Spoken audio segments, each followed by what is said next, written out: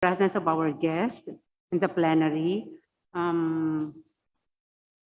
Secretary Gregorio Nasan, second, Undersecretary Emmanuel Rey Caintic, Undersecretary Eleazar Almalbis, Undersecretary Alan Silor, Undersecretary Manuel Anthony Tan, Undersecretary Arnold Atienza, Undersecretary Jose Arturo de Castro, Deputy Commissioner Edgardo Cabarrios, Executive Director Cesar Mancao, Deputy Executive Director James Layub, and on Zoom, Undersecretary Dennis Bellorente, Assistant Secretary Vicente Sijoco, Assistant Secretary Alvin Navarro, Assistant Secretary Gerald James Reyes, Assistant Secretary Christopher Tiansay, Assistant Secretary Ariel Macario Gaan, Jr., and Privacy Commissioner and Chairman Raymond Liboro,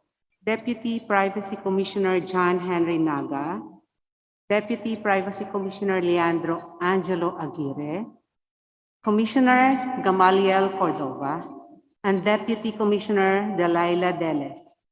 That's all, Mr. Chairman.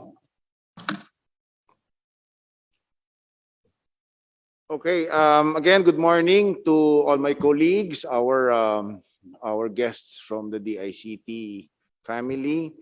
As we resume the budget hearings for the proposed budgets of departments, agencies, and corporations of the national government for fiscal year 2022, we will now consider the proposed budget for the DICT and its attached agencies.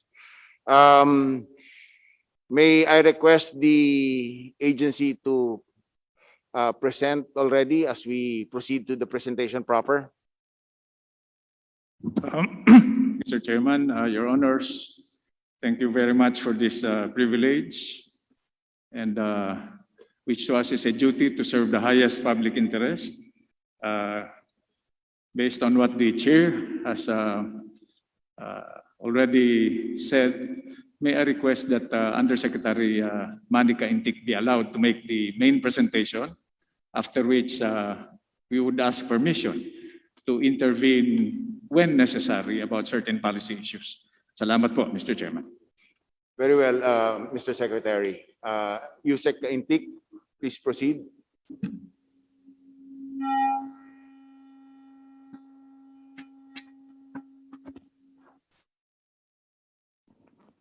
Thank you, Mr. Chairman. To the honorable members of the House of Representatives who are present today, a pleasant morning to everyone. Next slide, please. Today, we will walk you through the efforts of the DICT in the previous year for connectivity, capacity building, innovation, and cybersecurity. We'll also give you a glimpse of our proposed plans in 2022 and its corresponding budget proposal. Next slide. The National Broadband Program, or the NBP, has connected a total of 892 agencies through its GovNet sub-project. This has provided fast internet connectivity to government agencies in order to improve its public service delivery.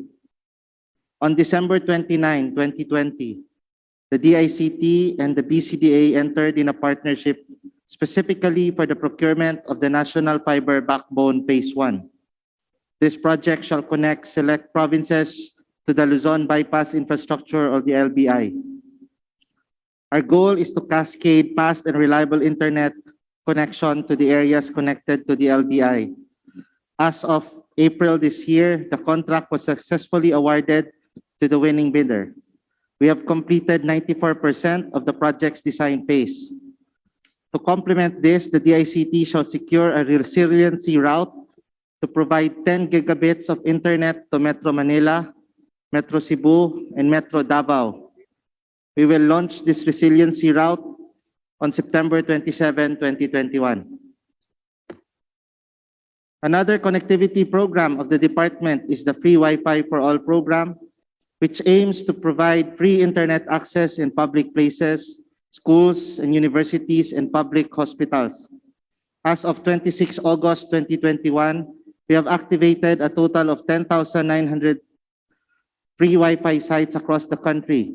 Of this number, More than 9,000 sites were located in public places, and 1,801 sites are located in state universities and colleges and TESDA schools.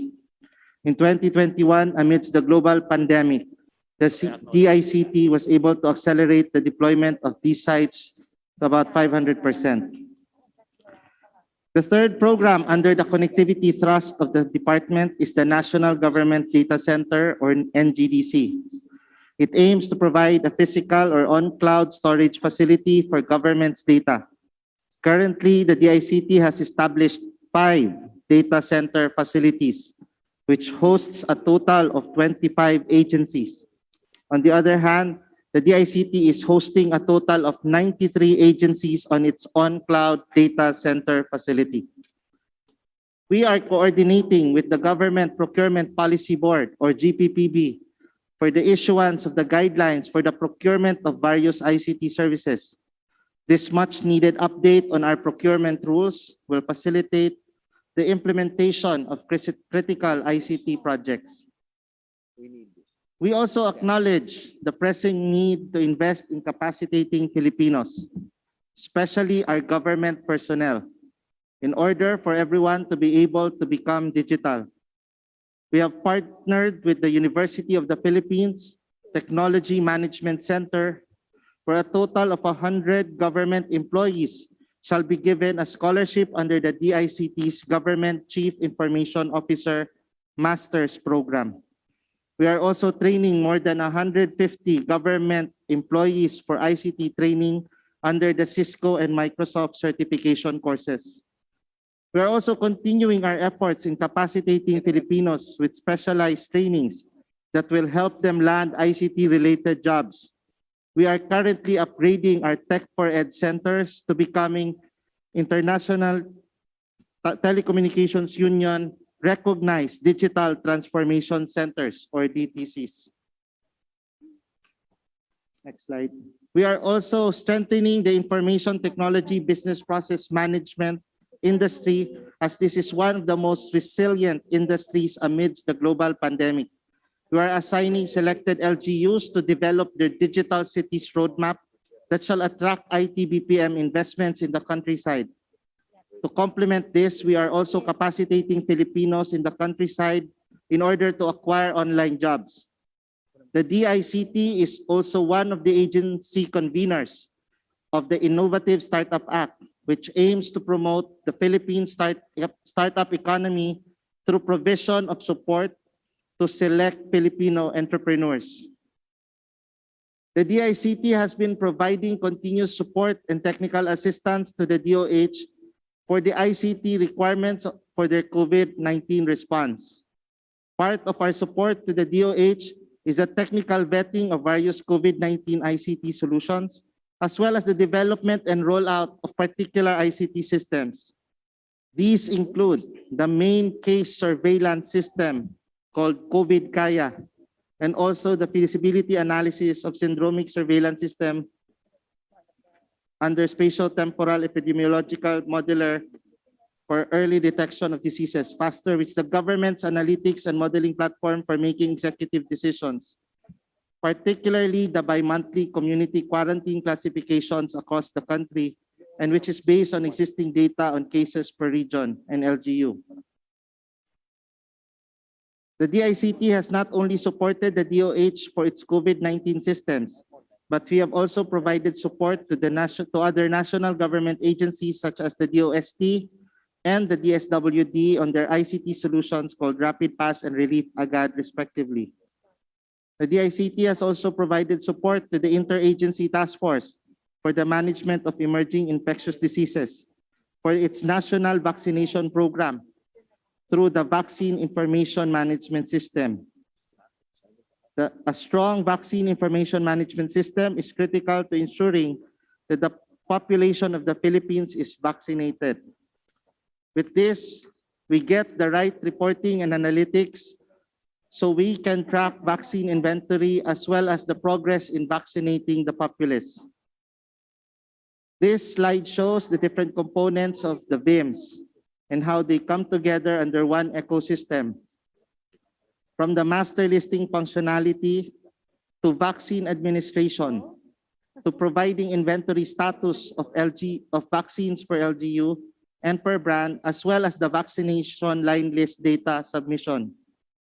Those all feed into the VIMS data warehouse, which now serves as the primary national immunization registry for COVID-19, and which can then be further used for analytics, as well as the issuance of the VaxCert-PH.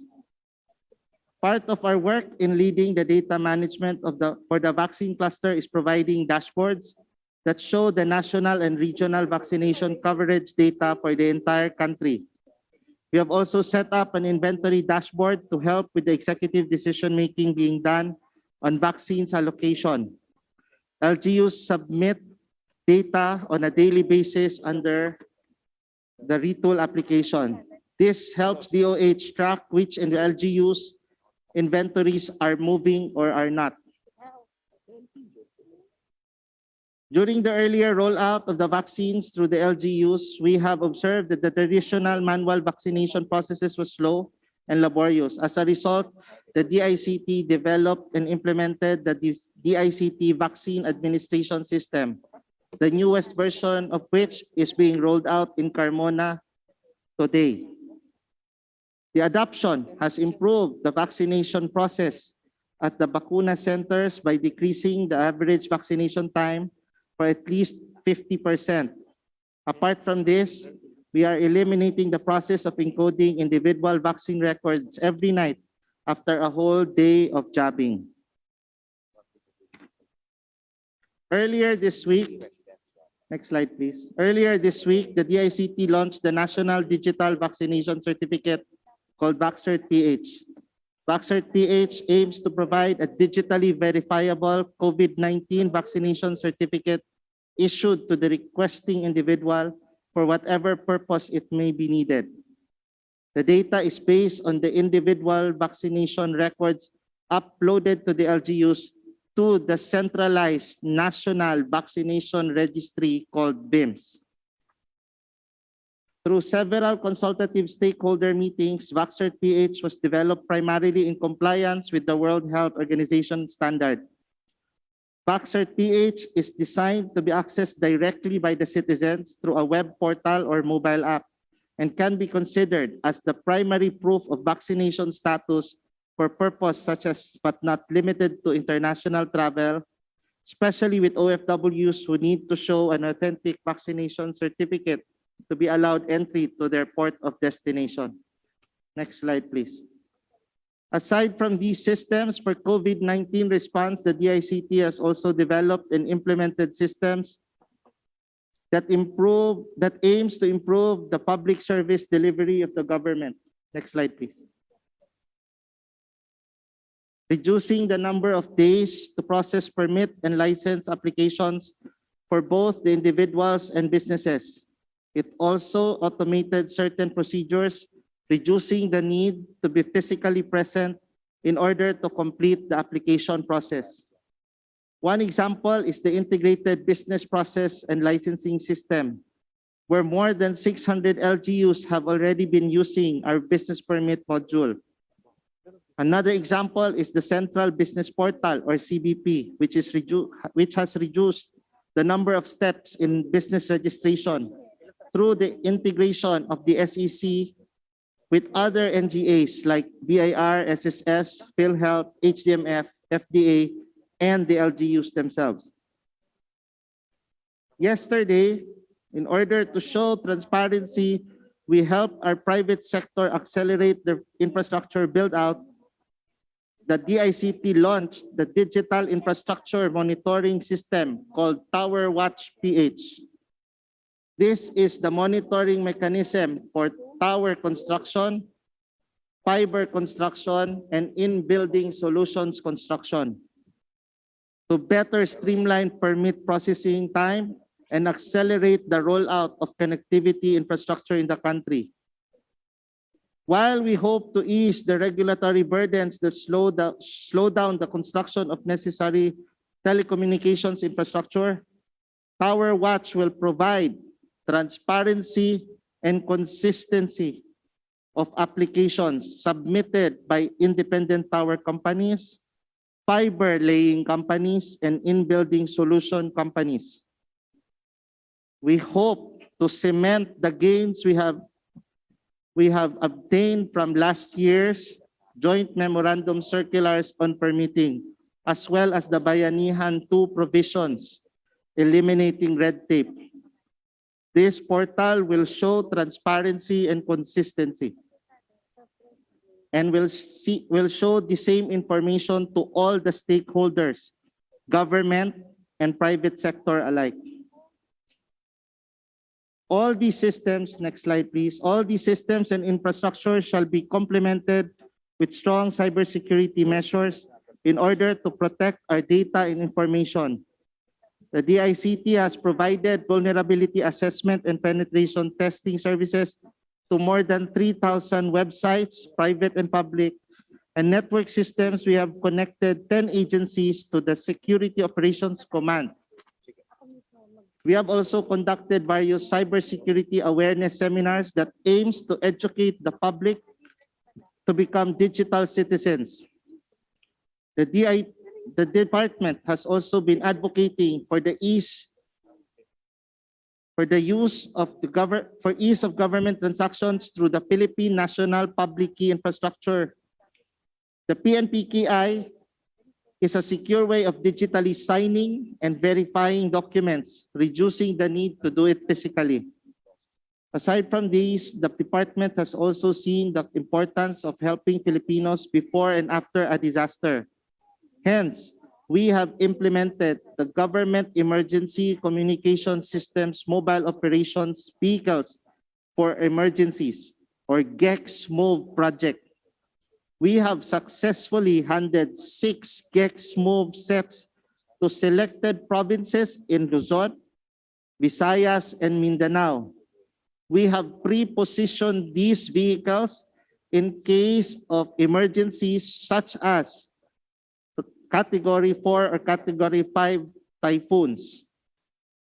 Through this project, we will be able to immediately provide assistance to government and in delivering government services amidst emergencies. Next slide. As the end of the year draws near, the DICT shall continue to strive to reach its operational targets.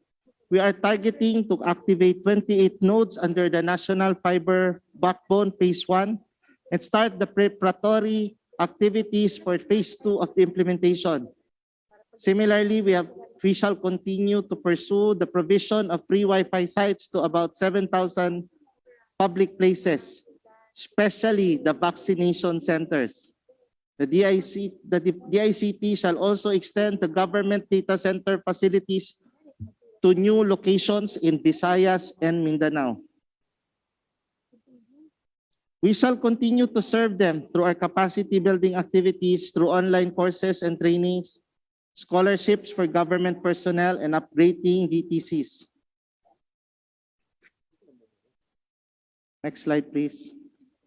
We will continue assisting and promoting the IT BPM industry through our various programs and projects, and we shall proactively reach out to selected cities under the Digital Cities program. To further improve the government's public service delivery, we shall continue to improve our systems and provide technical assistance to NGAs and LGUs who are still not able to automate their services. We intend to create a bureau dedicated to government, developing government systems for and behalf of government agencies who cannot or are finding it hard to develop their own systems. It is also important that these systems and infrastructure need to be secured.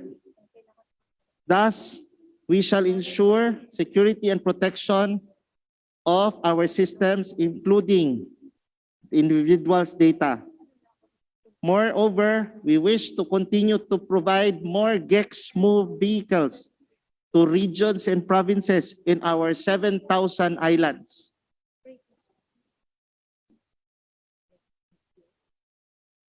Next slide, please.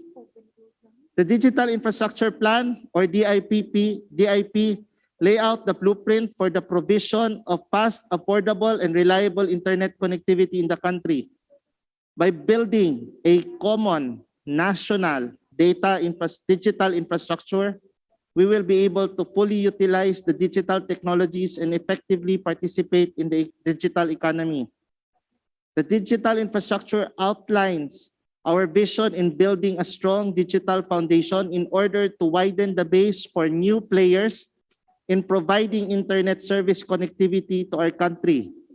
Again, our vision is to create a common digital infrastructure. For the year 2022, the NBP shall also be able to operationalize the LBI or Luzon Bypass Infrastructure and implement the second phase of the implementation of the National Fiber Backbone. To further improve the digital infrastructure of the country, we shall pursue various partnerships with the private sector and be able to utilize their spare dark fibers already laid down across the archipelago through the free Wi-Fi program. We are also looking at partnering with the LGUs for the distribution of the internet. We will flow through this backbone in their respective jurisdiction. Again, the common digital infrastructure will allow for new players, the LGUs themselves, to distribute this internet. This infrastructure shall form what we call the regional broadband infrastructure or regional rings. The last program under the DIP is the National Government Data Center, and we are targeting to establish dedicated cloud regions for Amazon, Oracle, Alibaba, Azure, and the likes, wherein government agencies and offices will be able to locally host and reside their data here in the Philippines, reducing the long latency of data. We shall continue with the provision of the necessary ICT skills through certification courses, and we look forward to adopting ITU standards. We shall continue to support the IT BPM industry, as this is one of the most resilient industries, even during this health crisis. We want to decentralize the IT BPM investments from Metro Manila, Cebu, and Davao, but also in 25 budding cities. We will continue to fortify the security and protection of our infrastructure by employing various cyber-related activities such as VAPT and cyber threat monitoring.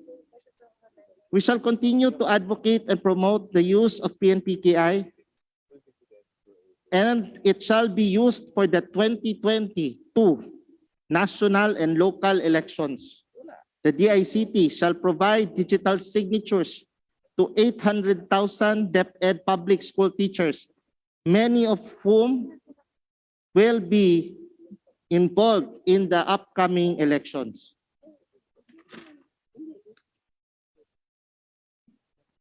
The following slides contain the allocated budget of the DICT OSEC in the National Expenditure Program.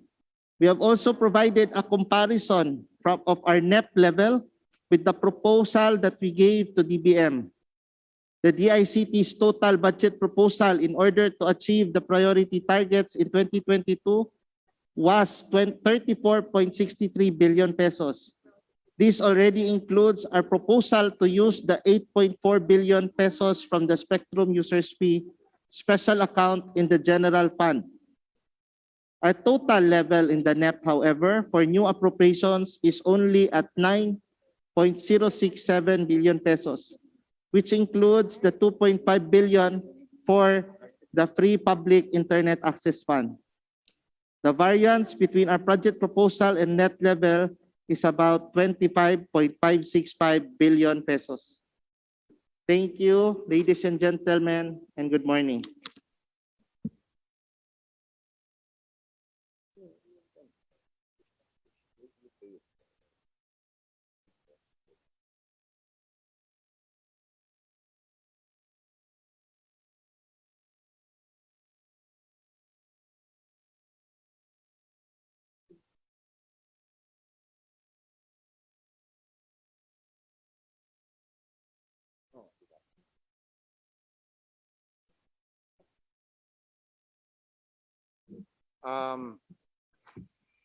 Since the presentation of the budget of the DICT is finished, I would like to proceed to the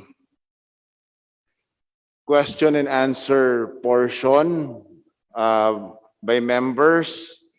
But before this, I would like to lay down our rules.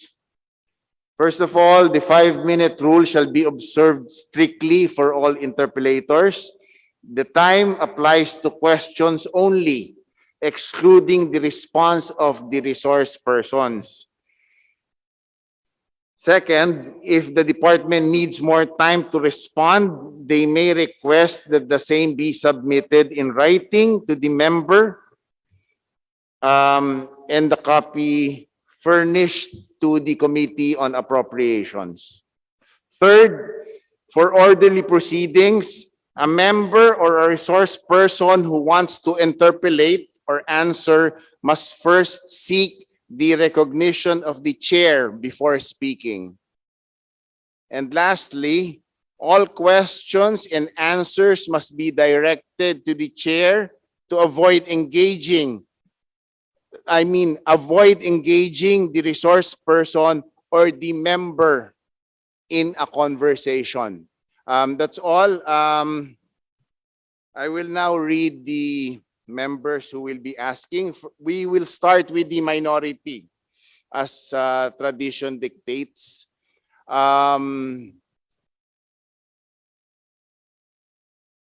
We will start with Representative Franz Castro.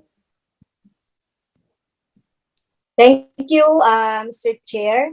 Can you hear me at the session hall, Mr. Chair? Yes, Representative Castro. Please proceed. Magandang umaga po, Mr. Chair, sa inyo at sa ating mga colleagues. At syempre po, magandang umaga sa pamilya po ng DICT, sa pamumuno po ni Secretary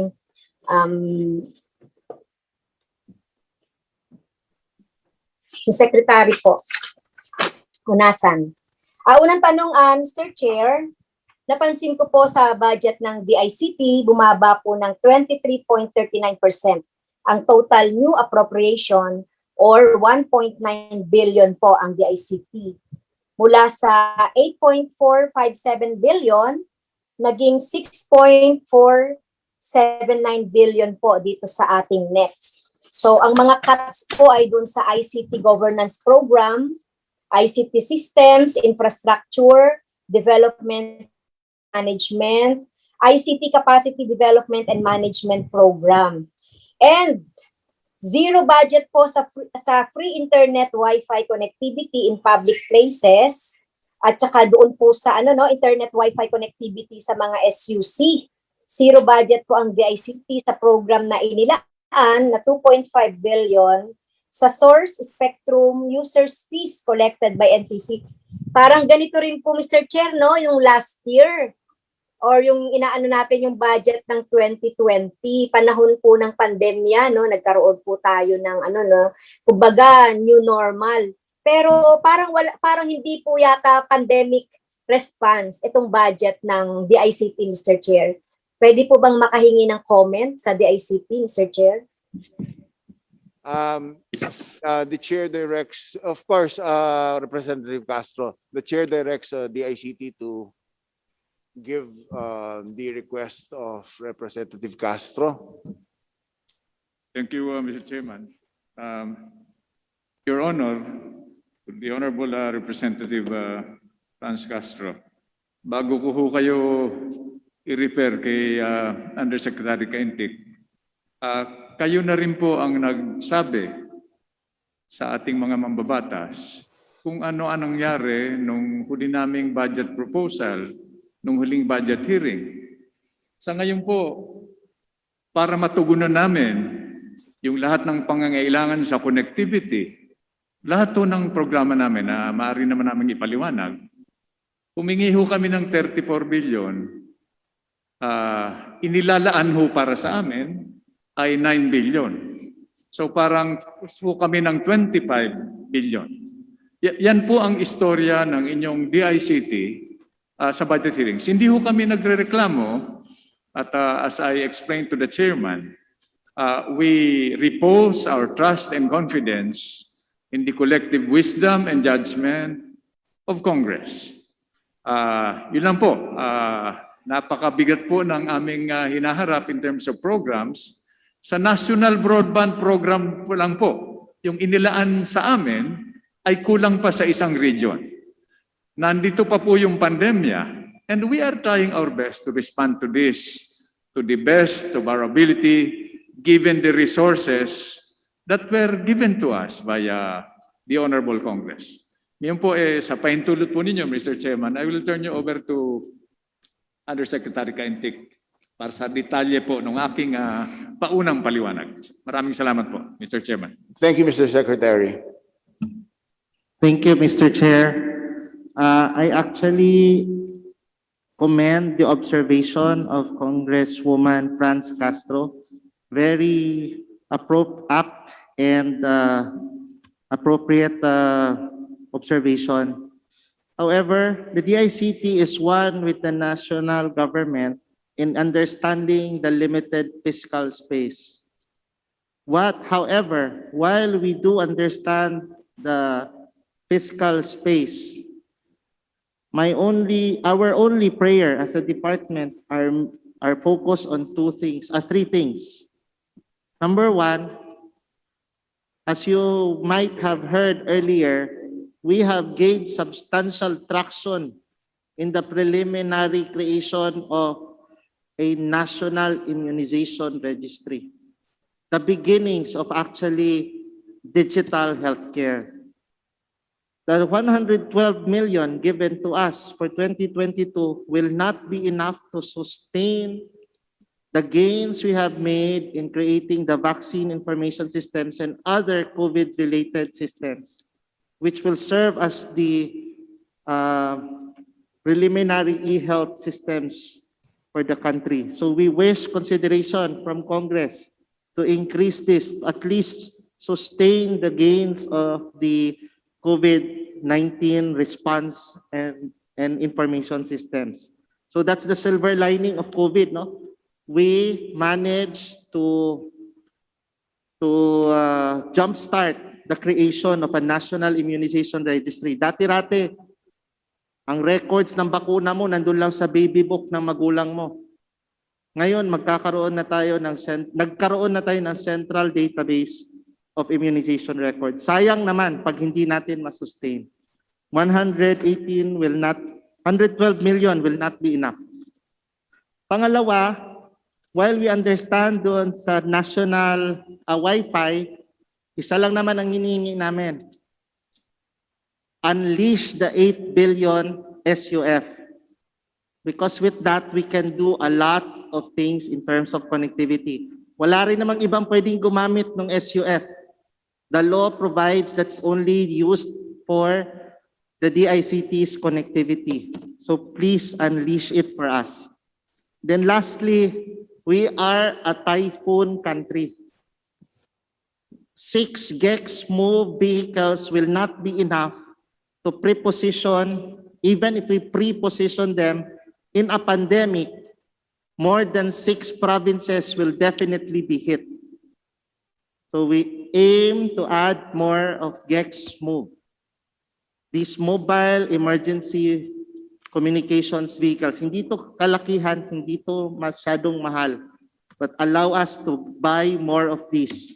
Kasi pag nagka-pandemic, sa amin lang din kayo pupunta at magtatanong ba't walang signal doon sa tinamaan na bagyo. Thank you very much, Congresswoman Franz, for your observation. Thank you, Mr. Chair. Mr. Chair, can I continue? Mr. Chair? What's that again? Kindly repeat, Representative Castro.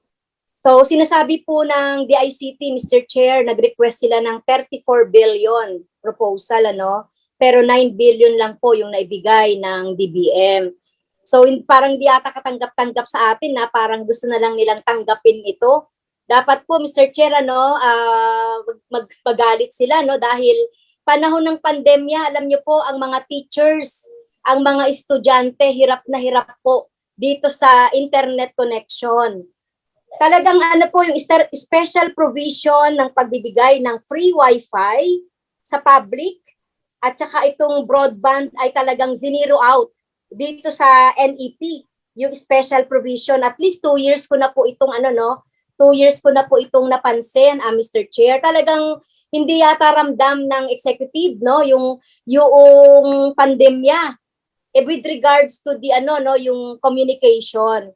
So ibig sabihin ba, Mr. Chair, aasa na naman ang taong bayan, aasa na naman ang teachers, students dito sa mga napakamahal na telco providers natin? Ibig ba sabihin yung third telco na meron na tayo ngayon, aasa ba tayo doon sa mga telcos natin? So ano po ba yung relasyon tingin ninyo nitong pagkaka-aproba ng isa pang telco as doon sa pag-zero in ng budget dito sa mga free wifi para sa publiko? I would like to gently remind the Representative Castro that she has 1 minute and 20 seconds left. Yes, Mr. Chair. For her question. I would like to ask you, the Secretary, to answer. Again, Mr. Chairman, maraming salamat po. Maraming salamat po muli, Kinatawan na Franz Castro. No? Nakukumbinsi na po namin yung mga telco na magtulungan tayo dito. Hindi na po pinag-uusapan dito yung kikitain dahil the telecommunications industry is so big that you can actually moderate your grid. Pwedeng timplahin naman yung corporate objectives at saka yung nabanggit ni Kinatawan Castro na public interest component nito. Nakukumbinsi na po namin sila at ibig ko pong ibalita sa inyo na tumutulong na sila sa atin. Nagtutulungan na po tayo. And maybe with a little backup sa ating mga kinatawan with Congress, we might develop some traction here. Example po, para mapabilis yung serbisyo, dahil yun naman ang utos ng ating Pangulo. No? Connectivity. Do this, sabi na, connect government to other governments, domestic and local. Nakakonekta na po tayo effectively. Kung maitatanong po mamaya, now, our connectivity programs have improved by 700% sa fixed at saka more than 300% sa mobile. Hindi pa po tayo nandun sa itaas pero hindi na ho tayo kulelat ngayon. That's one good news. Meron ho tayong common tower policy para yung binanggit kanina ni Kinatawang Castro, Mr. Chairman. No? Dati-dati po, isang tower, isang telco. Ngayon po, may common tower policy na tayo. Magsasama-sama yung mga telco sa isang tore na kung mapansin po ninyo, pag nakakaikot po kayo, iba na po ang itsura ng mga tore natin ngayon. Maliliit, kaya yung almost 400 kilometers per hour na hangin, pwede nyong baklasin at i-relocate in 2 weeks' time. So malaki po ang improvement. Yung spectrum management policy po na nabanggit niyo kanina, no? Yung pag-allocate ng frequencies, meron tayong spectrum management policy para yung hindi nila nagamit, no, ay maibigay na rin natin dun sa ibang players. Meron ho tayong impression, Mr. Chairman, Kinatawan Castro, na 3 lang yung telco. Actually ho, 4 na po yan. 3 malalaki at yung iba ho maliliit na nagsasama-sama na ngayon at ang net effect nitong competition ay lower prices and more efficient services. At this point, Mr. Chairman, with your permission, for additional details and for more focus, may I also ask Undersecretary Kaintik to add to what we have already said. Yusek Kaintik. Mr. Chair, we are actually very sympathetic about the problems of our connectivity. That is why the department is spending all of its efforts in digital connectivity. Our primary flagship program is the National Broadband and Free Wi-Fi, and we are now fusing them together as Digital Infrastructure Plan. That is why, as I've said a bit earlier, we need Congress's help to unleash the SUF. While we are cognizant as one government of the fiscal space. I am not settling for less. We are settling for what is realistic. We're asking for what is due and demandable for the department, which is the unlocking of the SUF. With that, we can do a lot already. So that is my comment, Mr. Chair. Mr. Chairman, Yes, Mr. Secretary. we would like to underscore na, Mr. Chairman, maybe with Congress help, napansin ho kasi namin na yung appreciation, yung pag-unawa ng gobyerno, ng pamahalaan mismo sa connectivity ay hindi pa sapat. Akala ho nila internet speed lang ito, cellphone, mga signal na nawawala, mahal, no? At kuminsan hindi gumagana kahit na nagbabayad ka. Actually ho, ang nakasalalay dito ay basic constitutional principles. Life, liberty, and property ang nakataya rito. Hindi ho namin aalisin na importante yung tulay, importante yung kalsada. Pero kailangan i-connect ho natin yung infrastructure dun sa tinatawag natin na infrastructure. Tulad po, Mr. Chairman, no? Your Honors, tuwing may natural calamities, ang unang tanong, may kuryente ba? Actually po, sa aming pananaw, ang dapat itanong, meron ba tayong kontak? Para malaman natin kung sino yung walang kuryente, kung sino yung na-wash out yung tulay, kung sino yung barangay na na-isolate, na nagugutom. Para mahatira natin ang pagkain at ayuda. So yun po ang nakataya rito.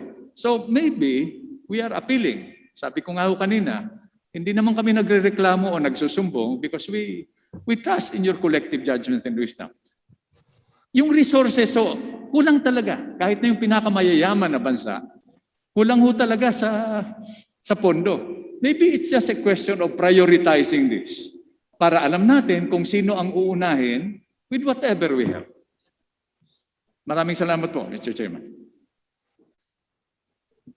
Thank you, Mr. Secretary. Okay, Mr. Chair, I just would like to use my 1 minute no sa manifestation. So sinasabi po natin sa sagot po ng ng DICT na parang naiasa na lang po sa private sector itong internet access. Alam niyo po nowadays kahit sa ibang bansa internet access and connectivity nowadays is a right. At kailangan din natin talaga ito sa eskwelahan natin dahil hanggang ngayon si Pangulong Duterte ay sinasabi pa rin niya po na wala munang face-to-face, lalo na sa basic education. Kaya napakahalaga po nito. Kaya kung hindi po ito matutugunan, Mr. Chair, yung talagang yung ating internet connectivity, free access to internet connectivity sa pamamagitan po nitong mga program natin for free access sa public, ay malamang na talagang aasa na naman po tayo sa ibang mga telco at magbabayad na naman po ang teachers doon sa kanilang internet connectivity. Kaya nga po may proposal akong 1.5 a month na internet allowance para sa mga teachers. So yun lang po Mr. Chair, sana po pagsikapan nating maibalik itong sa budget ng DICT, itong I would like to remind the Honorable Castro on that your time is internet up. Wi-Fi connectivity. Thank you very much, Mr. Chair. Thank you, Representative Castro. I would like to call from the majority to interpellate and ask questions. Representative Macnel Lusotan. Thank you. Good morning, Mr. Chairman, my dear colleagues, Secretary Hunasan, and the DICT family. Again, good morning. I would like to direct my question, Mr. Chairman. Tama ba ang pagkaintindi ko that all ICT programs of government agencies should be approved by the Medium-Term Information and Communication Technology Harmonization Initiative, the steering committee which approves ICT projects of specific government agencies for inclusion and the respective national expenditure program. Mr. Chair. Mr. Secretary? Mr. Chairman, salamat po. Your Honor, salamat po. We would like to request for Secretary Kaintik to respond to the question. Mr. Chair, last July, the MITI Steering Committee convened its last steering committee. We, the Department of Budget and Management and NEDA, have officially dissolved MITI. We have come to realize that it has served its purpose already. However, in the interest of expediting digital transformation, we identified that DICT and DBM by itself already has the avenues to steer digital transformation. Kung kaya dinisolve na po namin ang MITI Steering Committee para mas sa ganon mapapabilis ang pagbili at pag-implement ng mga government agencies ng kanilang mga proyektong pagpapaganda sa kanilang mga programa. But hindi po ibig sabihin dito na mawawalan po ng overview ang Department of ICT sa mga programa ng government. Ang mangyari po, yung nakasanayang Information System Strategic Plan ay kailangan pa rin isumiti sa DICT, no longer for endorsement, but for means of documenting. Ibig sabihin, kailangan pirmahan ng head of agency, their IT head, and an accredited IS planner. What are we trying to do here, Mr. Chair?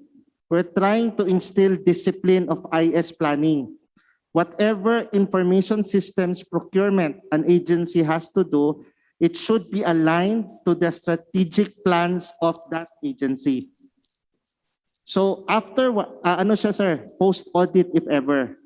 So we will assume this as a Bible truth from the agency, but we will do post-audit. Meaning to say, if an agency suddenly buys something na wala naman dapat sa plan or taliwas doon sa kanilang strategic goals as an agency, we will look into those. But again, we eliminated MITI and simplify the ISSP submission para hindi maging rason ng isang agency, hindi ko na digitally transform kasi ina-approve nyo pa, inaaral nyo pa DICT, DBM.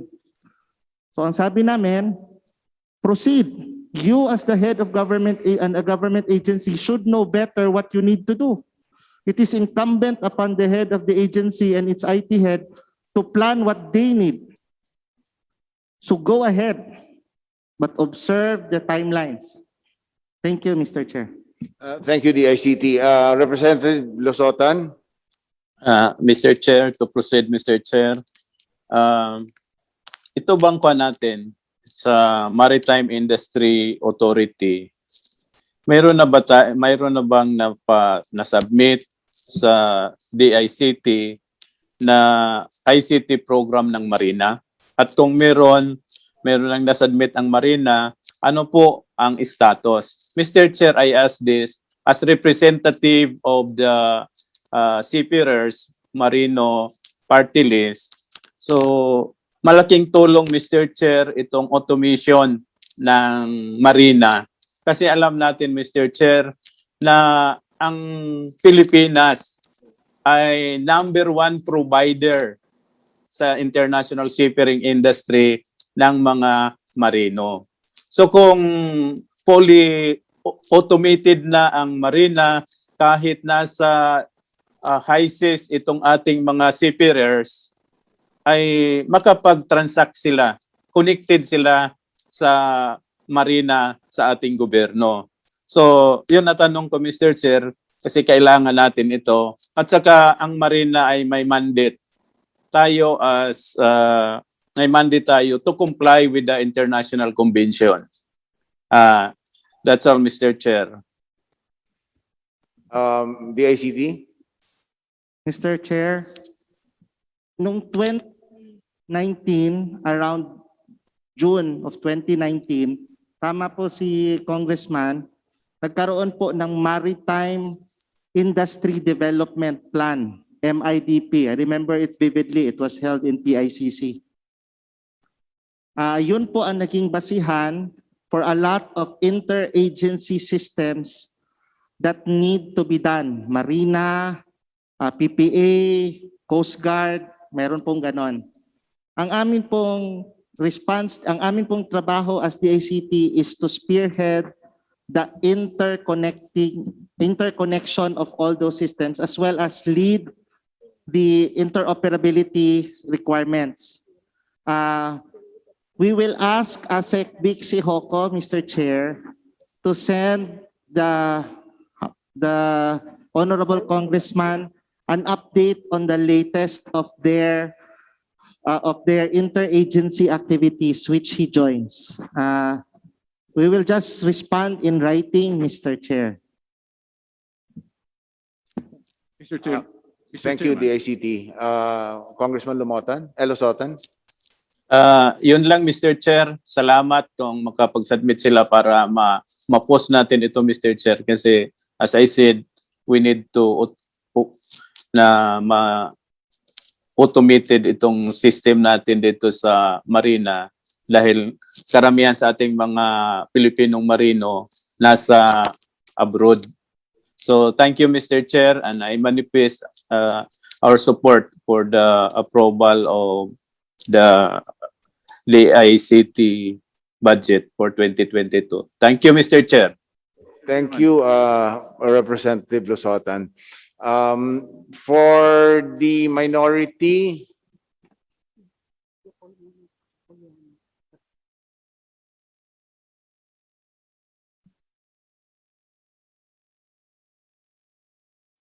I would like to recognize the Honorable Representative Sara Elago. Is Congresswoman Elago here?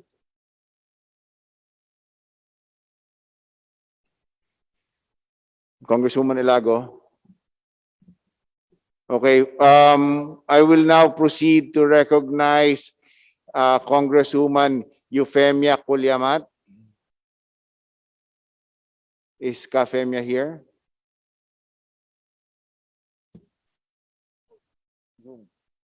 Okay, Congresswoman Kulyamat is on Zoom. Please proceed with your question, Representative Kafemia.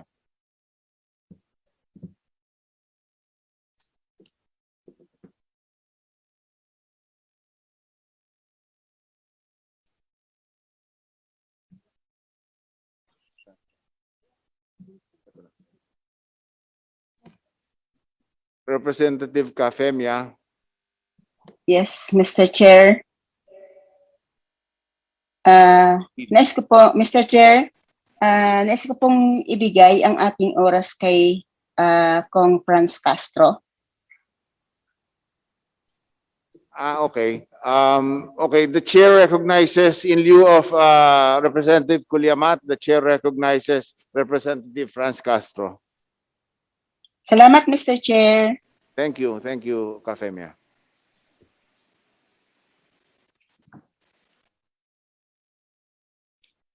Representative Castro. Thank you, Mr. Chair. Maraming salamat at Kafemia. Can I proceed, Mr. Chair? Yes, please. Yes. Ito po kasing Mr. Chair, kasi ang mga yung ating mga kaguruan at saka yung mga parents at saka yung mga estudyante po. Ito sa connectivity pa rin po nagkaroon po ng survey at sinasabi po ng ating mga parents, 67% ng ating mga tinanong at saka yung mga teachers 84%, saka students 71%. Sinasabing unstable mobile internet connection. So kahit na po Mr. Chair, meron tayong mga telcos, talagang kahit nga po tayo nawawalan din ng stable internet connection. So ano po ba ang magagawa dito ng DICT, Mr. Chair? Kahit po nag-avail tayo sa telco, pero very poor pa rin yung internet connection. Pwede po ba makahingi ng comment mula sa DICT?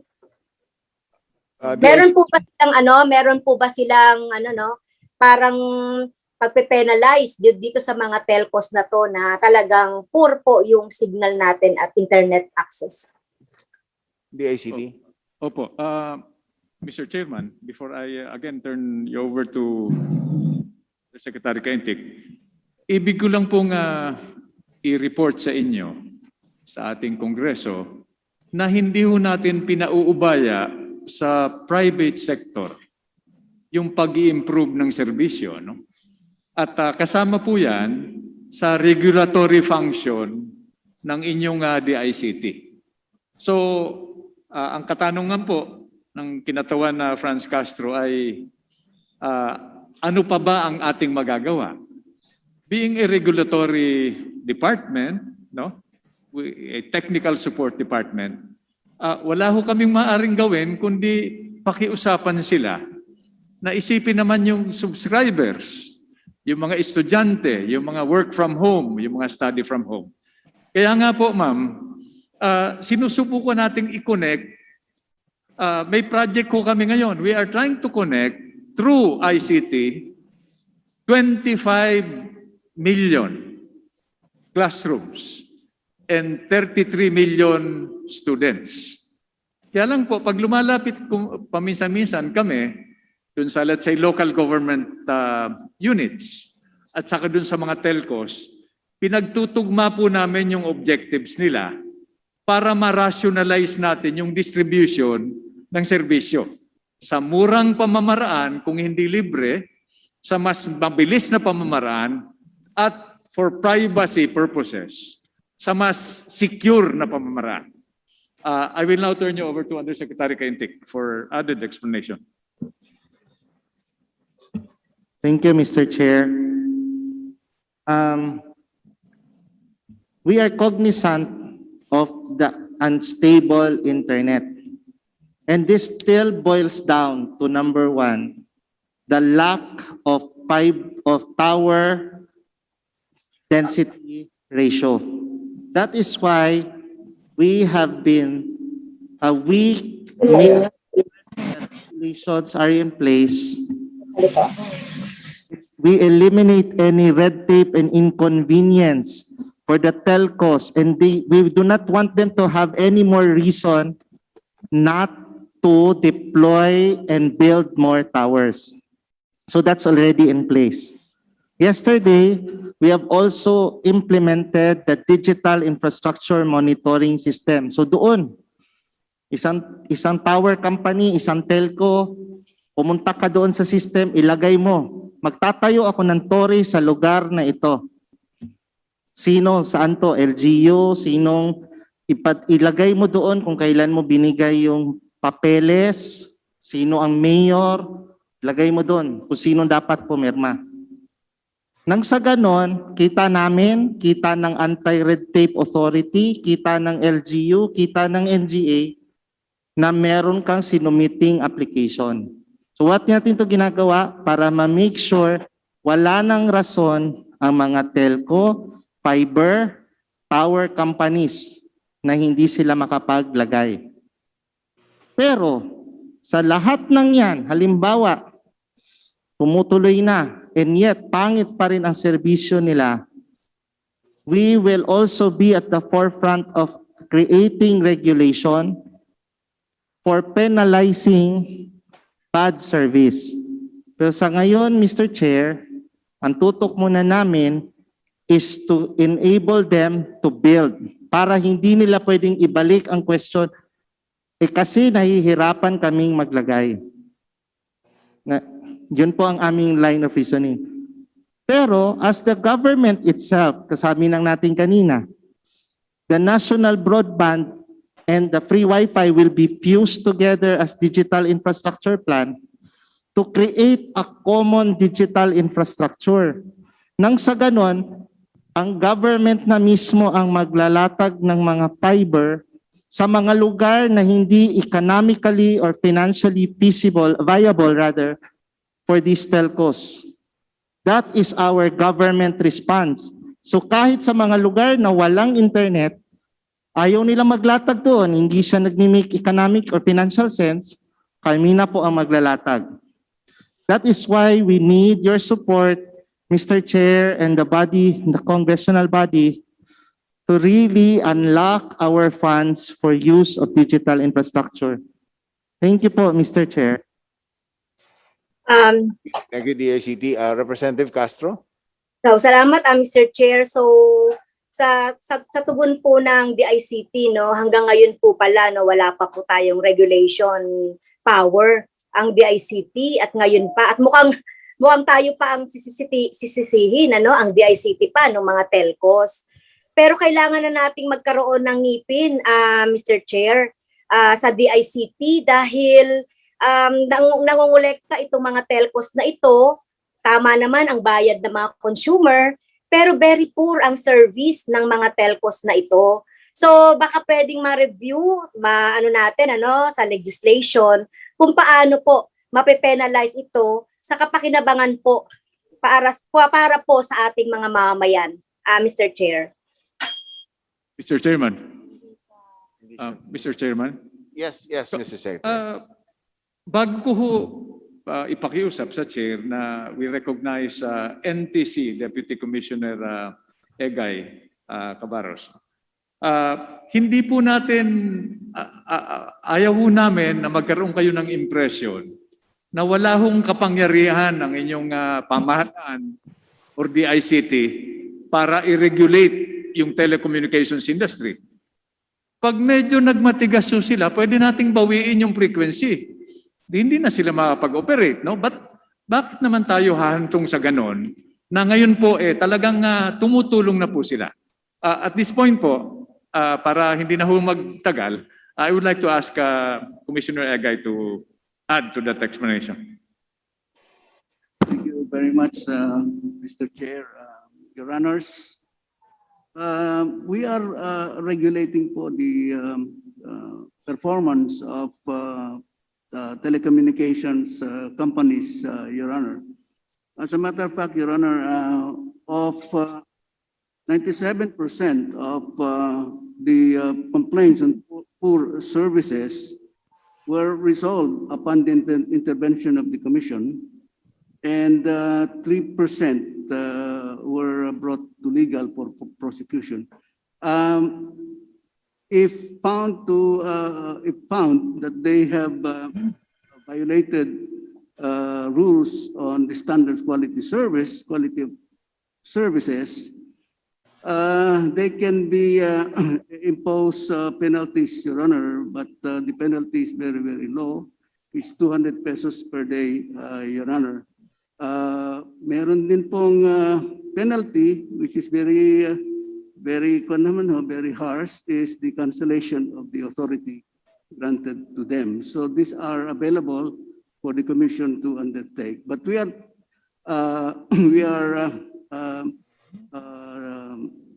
coordinating very, very closely with the telcos for them to continuously improve the services. And as the number of towers, cell sites increase, the number po of areas where signal is marginal, mababawasan na po yan. So the incidence of intermittent services, mababawasan na po as the number of cell towers increase, Your Honor. Mabilis na po siya ngayon.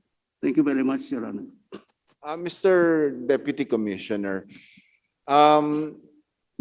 kindly correct me if what I'm going to say is inaccurate in any way, but it is to the knowledge of the chair, the NTC, under the NTC law, internet services are considered value added.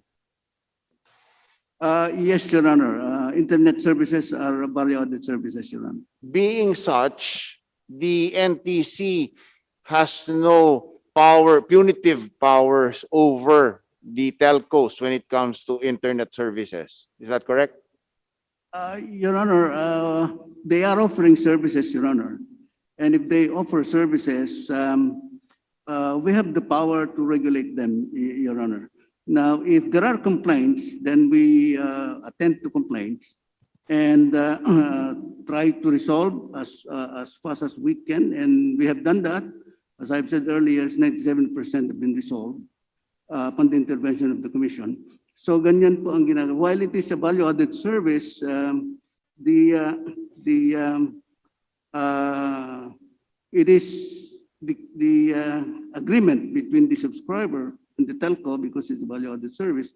But since they are service provider, they are under our jurisdiction, Your Honor. Okay, so that is clear. But to be fair to the NTC and to the service providers, I am aware that independent tests conducted have shown that internet speed has increased already as well as coverage. But again, I would like to take note and make a point that value-added services ang internet service. So, yun lang po, the ICT family. Yeah, Mr. Chairman. Yes, Mr. Secretary. Mr. Chairman, may I be allowed to add to the point raised by the chair? No? Yes, Mr. Secretary. Totoo po yun na yung internet services constitutes value added. But this is a consequence of the basic regulatory function, which is the spectrum, the frequency, which is actually state property. Kaya lang po, dahil yung NTC is a quasi-judicial body, pag nagmatigas po sila at nagpumili tayo, due process will ensue. Dadalhin ho tayo sa korte at matagal ho yun. Kaya ang ginagawa po namin, and this advice has come from Congress itself, is pakiusapan na i-apply natin yung principles of convergence and private-public partnership para mapagtulungan po natin ito. That is our approach. But again, we will repose, that is beyond the competence of your DICT to evaluate this on a national policy level. Doon ho kami pumapasok lang, nag-intervene, kaya lang hanggang doon lang po ang intervention natin historically. So that principle emanates from the allocation of frequencies, which is state property. Salamat po. Thank you, Mr. Secretary. Nililinaw lang po ng chair dahil gusto natin klaro ang nilalatagan natin. So I would like to go back to Representative Castro. Yes, Mr. Chair, if I may comment, although sinasabi nating value-added, lang ito, value-added services, itong internet. Pero kagaya nga po ng sinabi ko sa inyo kanina na yung internet access ay right na po yan, basic right na po yan na nakapaloob sa United Nations na list of rights. Kaya po, baka dapat sa legislation, Mr. Chair, mabigyan natin ito ng kung titignan natin kung isa ito sa magiging magiging part ng regulatory ng ating NTC o ng DITC, itong internet connection, internet access ng ating mga mamamayan, be it. So pag-aaralan po natin ito para mabago natin na parang kumbaga value added service lang ito kaya okay lang, pero ito po ay basic rights. Kaya Mr. Chair, sana po mabigyan tayo ng ng guidelines, kaukulang guidelines ng NTC paano po nila nire-regulate etong mga telco na ito when it comes to internet access. So, yun lang po, Mr. Chair, at maraming salamat po. Thank you, Representative Castro. The chair would like to recognize from the majority Deputy Speaker BH Herrera D.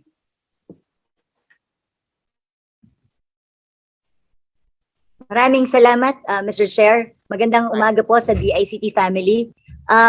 Well, doon din po ako magtutuon ng pansin doon sa free Wi-Fi na issues natin.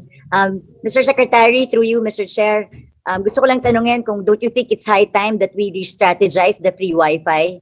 Kasi parang ginagawa natin, binibigyan lang natin ng isda yung mga LGUs.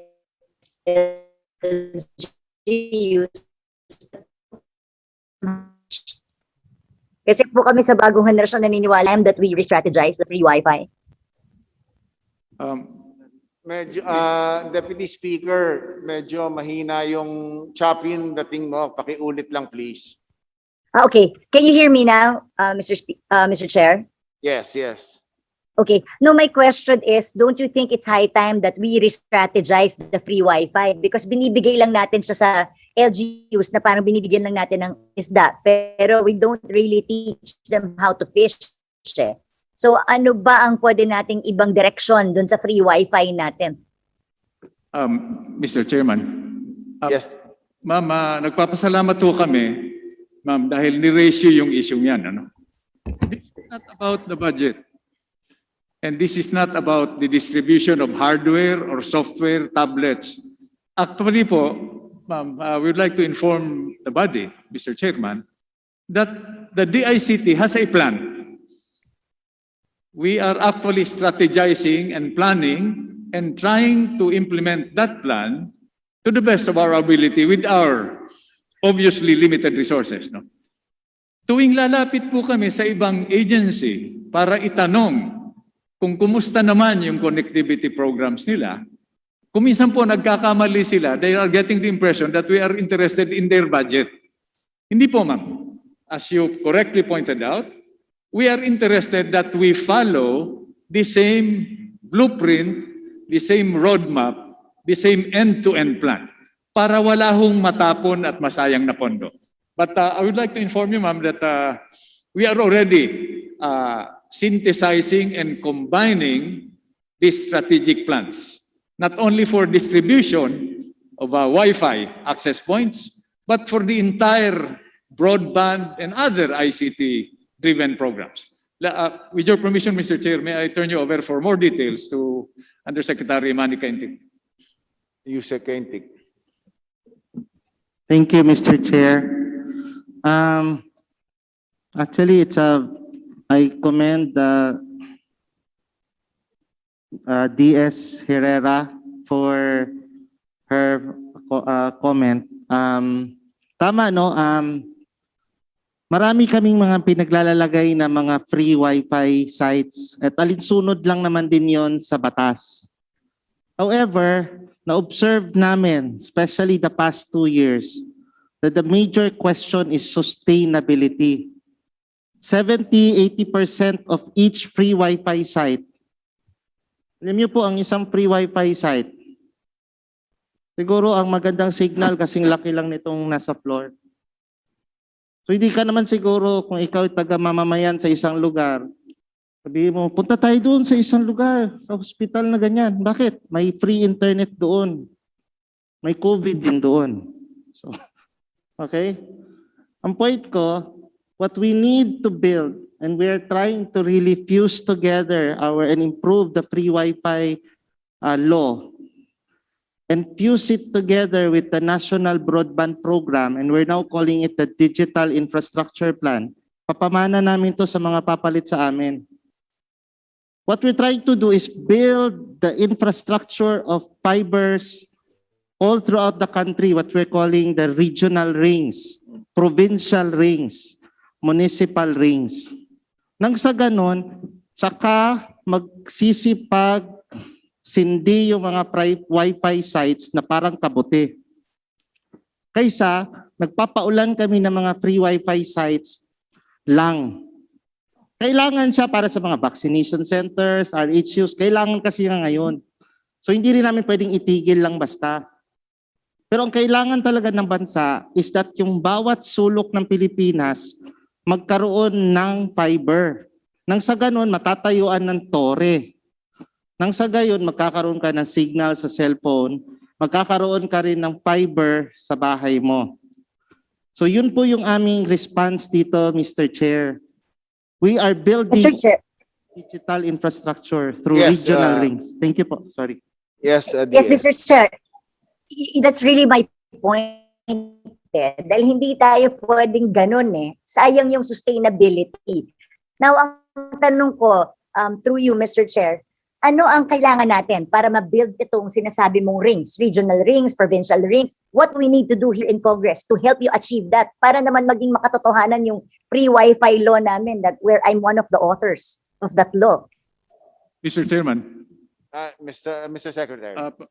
with your permission, may I don't know if it's within the rules for me to intervene when a honorable member of the House asks the chair. With your permission po. With the indulgence of the Deputy Speaker, Mr. Secretary, Deputy Speaker, can the Secretary make an interjection? Of course, opo. Ma'am, tinatanong ninyo kung ano ang pwedeng gawin ng Kongreso. Tulungan niyo kami sa budget. Kahit na kaunti, basta't maidagdag, okay na ho kami dyan. Hindi kami it will not make it an issue.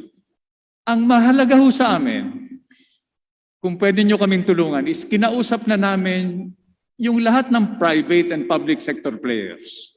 Para malaman po namin, Mr. Chair, Madam Congresswoman, kung pwede nila tayong mabigyan, lalo na yung Kongreso, ng mapa. Where are they? Nasa middle mile ba sila o nasa last mile? Para doon na lang kami po-connect. Dahil wala kaming pondo o kulang ang pondo namin. Baka nandun na kayo sa middle mile, nasa Visayas na kayo, nasa Mindanao, doon na lang ho kami kukonect para makatipid yung telecom industry. Medyo nahihirapan ho kami dahil siyempre kailangan kausapin, pakiusapan, and we do not want to apply non-existent coercive powers, which we do not have. Tatakbo na naman kami sa Department of Justice, tatakbo kami sa Philippine National Police, tatakbo kami sa inyo. So maybe that's one approach. Aside from the necessary legislative intervention and executive action that Congress can recommend to the executive branch and maybe discuss by itself. So that's one starting point po. Ipakita ninyo sa amin kung nasa na kayo, whether fiber yan, satellite yan, antena yan, no? Tower yan, basta't malaman nating lahat kung nasa na kayo para wag na natin ulitin at masasayang pa po yung pondo na limitado na po. Salamat po, Mr. Chairman. Mr. Chair. Yes, Deputy Speaker. Yes, Mr. Chair, with all due respect to Mr. Secretary, hindi po kasi ako naniniwala na wala kayong pondo. Kailangan lang po nating magtulungan. If you remember, if you recall, a year ago or 2 budget hearings ago, I mentioned about the earmarked revenues coming from the SUF. And during the budget deliberations of DBCC, I pointed out there's an 11 billion balance in the SUF. And when I asked DBM, bakit hindi po nire-release sa inyo, sa DICT, ang sagot po sa akin, dahil ang disbursement rate nyo daw po ay 23%. Now I asked them, ano ba ang, kasi naniniwala ako, I told DBM, yung SUF, hiwalay po ito na pondo. So hindi dapat pagbasihan ang disbursement rate ng DICT in general. Ngayon, can I ask, ano po ang disbursement rate nung inilaan na pondo for SUF for 2020 and 2021? DICT. Pardon, Mr. Chair, I'm still looking for the figure. Mr. Chair, habang hinahanap ni Yusek Manny, kasi nga po itong ating SUF are earmarked revenues. The remaining balance is around 11 billion and every year halos nasa 2.5 billion lang ang nire-release sa DICT. And ang sinisisi nila palagi is DICT. But I asked the assurance,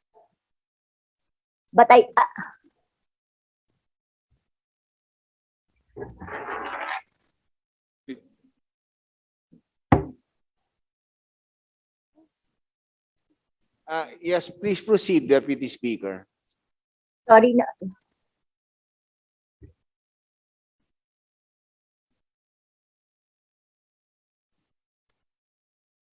Are we having can you hear me? Can you hear me? Okay, yes. Can you hear me? Yes.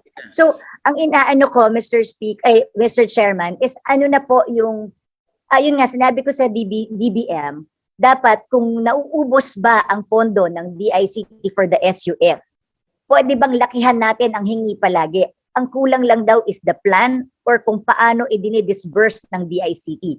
Kaya binabalik ko sa DICT, ano ba ang disbursement rate nyo dun sa SUF? Every time binibigyan kayo ng 2 billion.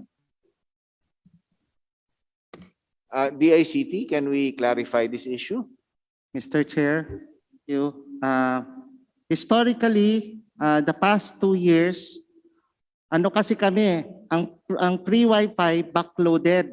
Nangyayari, bumibili kami for the next whole year's worth of MOOE, 1-year services, para buong calendar year sigurado. But historically, we have consumed 93 at saka 97% of all our SUF funds po.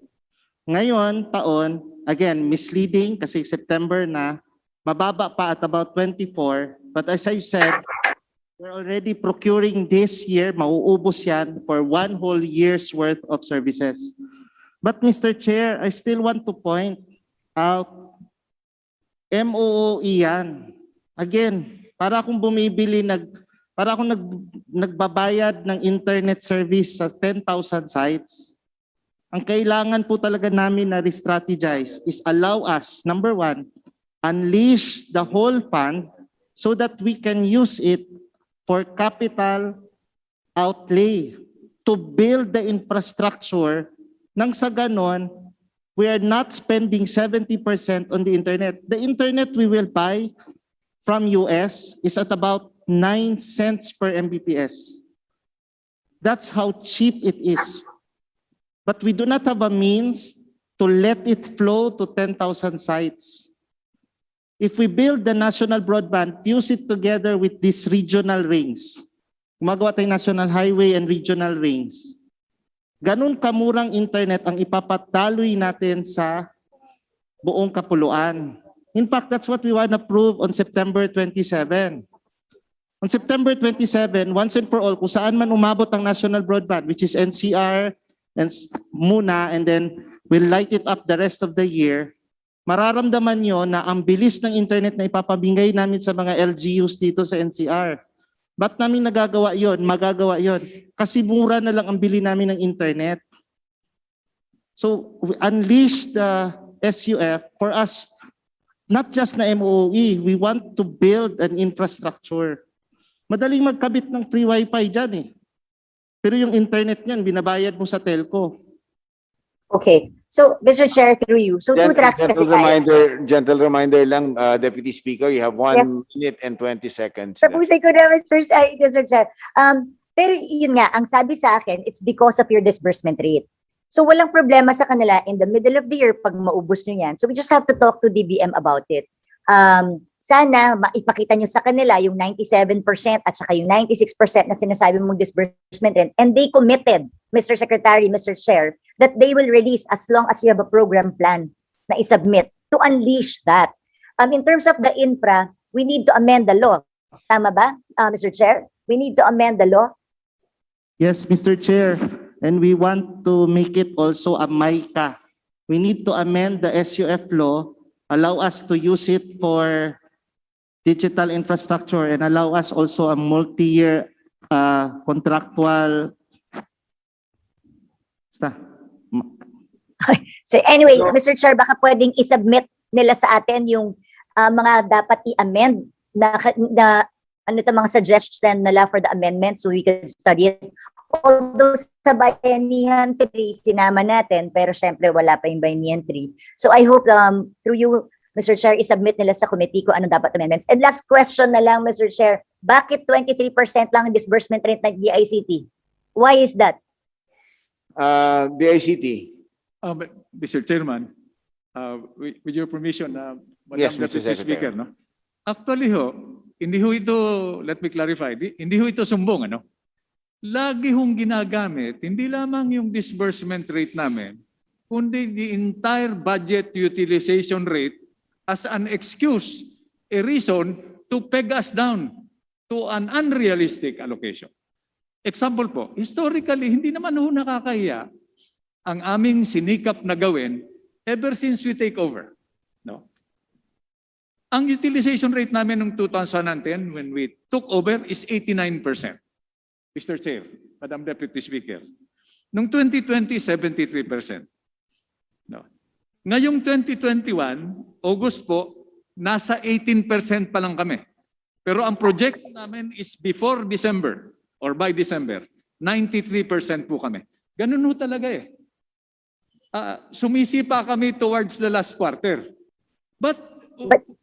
But why is that so? Sorry for interrupting, but why is that so, Mr. Secretary? Kasi we need to understand so that we can tell DBM. Why is it in the last quarter kayo sumisipa? Front-loaded ho kasi, yung paliwanag kanina ni Undersecretary Kaitik, front-loaded for next year. So ang nangyayari po, no, is doon ho kami sa dulo na ma-maximize yung disbursement. Pero ganun pa man po, nag-aapila ho kami sa inyo na kung kinakailangan amendahin yung batas, pero wag naman ho tingi ang release ng SUF. Dahil kung dahan-dahan, paano kami magdadahan-dahan nationwide? Yun po ang, ang komentaryo naman namin, ma'am. No? Mr. Secretary, I do agree with you completely. And it's on the record sa aking interpellation with DBM, and they committed that every time mauubos nyo ang inyong SUF, they will keep on releasing to you even any time of the year. That's recorded. That's from Yusek Kanda. Kaya pagtulungan na lang po natin, Mr. Secretary. And Mr. Chair, if I can just put on record yung sinasabi ni Mr. Chair dahil front-loaded for next year, kaya nasa last quarter yung pag-release nila. They're just like CHED and DepEd. Kasi ang school year nasa gitna ng taon. So I think that's something that we have to point out. I'm just manifesting that this is something that we should discuss with DBM para hindi nagiging issue yung utilization rate nila, not to give them the proper budget at the proper time. Yun lamang, Mr. Chair. Thank you very much, Mr. Secretary. Asahan niyo po, kakampi niyo po kami dun sa release ng SUF. And please submit to the committee kung ano yung proposed amendments niyo for the SUF law. We'll comply, Mr. Chair. Madam. Thank you, Madam Deputy Speaker. So the department would take note of what the Deputy Speaker Herrera D said. I would like to, the chair would now recognize from the minority, I would like to call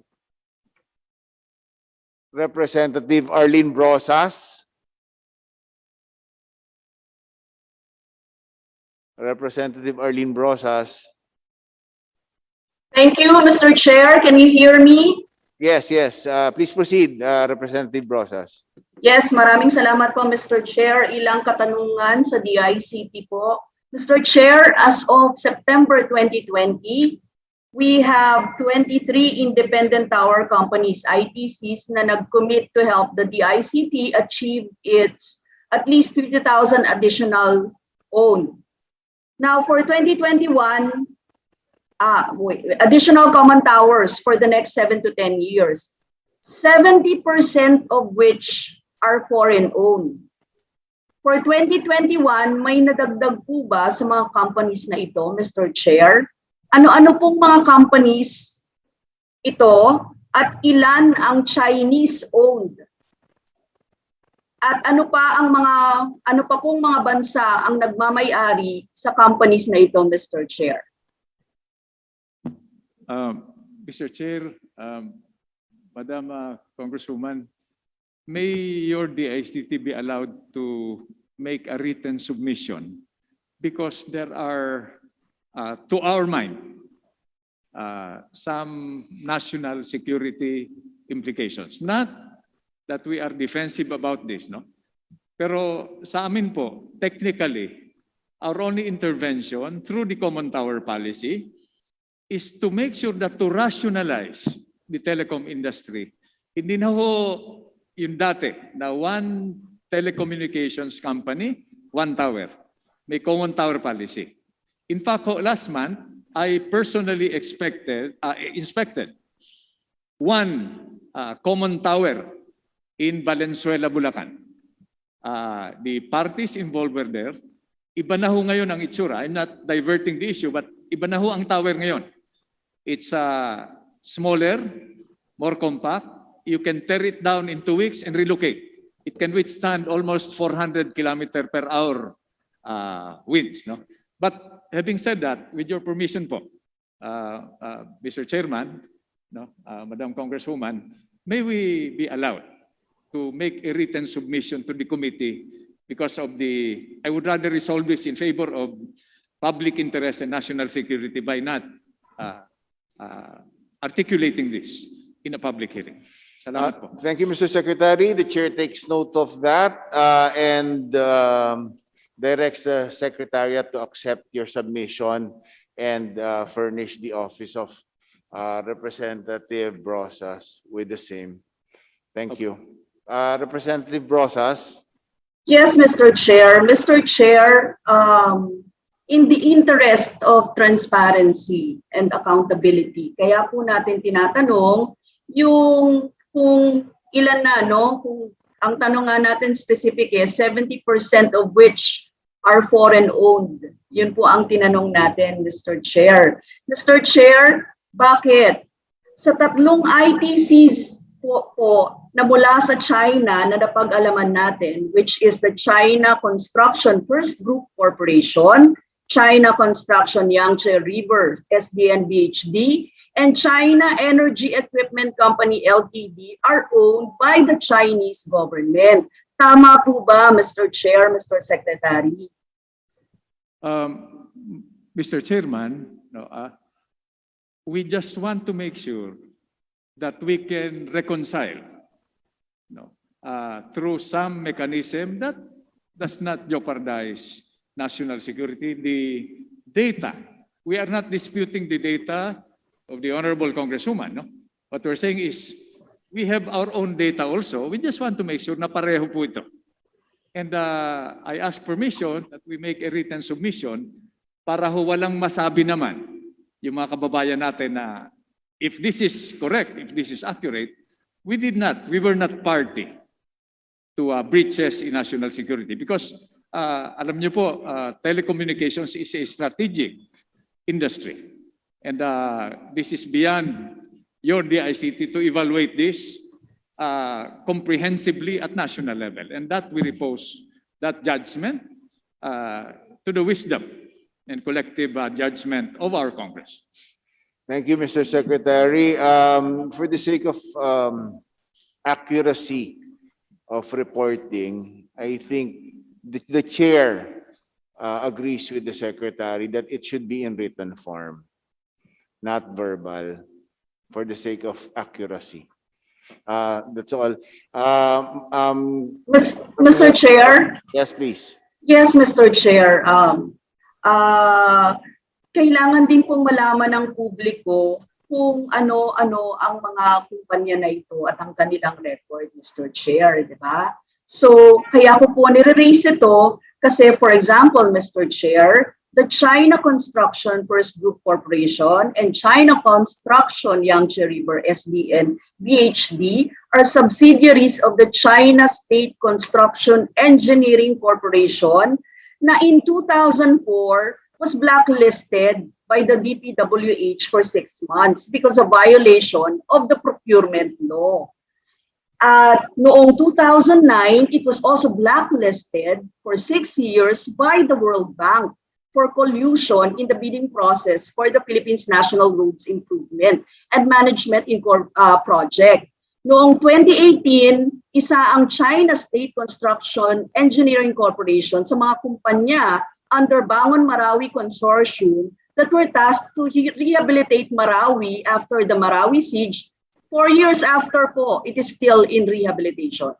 So, ganun din po ang tanong namin sa China Energy Equipment Company LTG, subsidiary naman ito ng China CEEC, China Energy Engineering Corporation, na in 2019, for the bidding of the Kaliwa Dam project, COA said in an audit observation memorandum that only the China Energy Engineering Corporation Limited qualified, which is questionable po considering that the 2 other bidders were disqualified in the first and second stages of the procurement process, no, due to the seemingly intentional purpose of the bidders not to comply with the TWG requirements.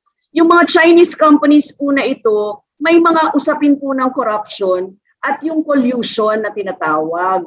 Mabagal din magtrabaho, and other reports na nagsasabi na low quality materials ang gamit, no? Mr. Chair, bakit po natin pinapayagan na makapasok sa list of ITCs ang subsidiaries nito ng CSCEC at CEEC? Kung noon pa man may mga record na po, napangit yung record.